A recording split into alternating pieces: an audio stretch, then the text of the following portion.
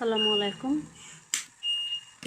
শ্বশুরবাড়ির লোকজনদেরকে যতই বাইটা বাইটা ভাইজা ভাইজে কলজাটাকে ভুনা ভুনা কইরা খাওয়ান, কোনো লাভ হবে না।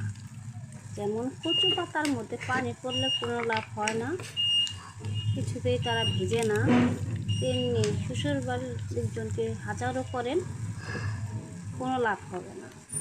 তারা শুকাইয়াই থাকবে। তাদের মনটা হলো মরুভূমির মতো খটখটা হয়ে গেছে, চৌত্রি মাটির মতো। তারা কিছুই বুঝতে চায় না। তারা শুধু চায় পরের বাড়ির মেয়ের ভুল ধরতে। তাদের এটাই ট্রেনিং প্রাপ্ত সারা জীবনে।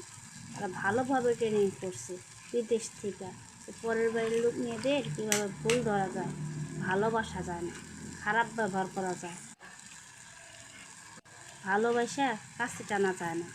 তারা পরের বাড়ির মাইয়া তাদের মুখটা দেখে হয় কালা, কুৎসিত, তারা হলো জঘন্য, তাকে পাতে নেওয়া যায় না। তারা খুবই অযোগ্য মহিলা।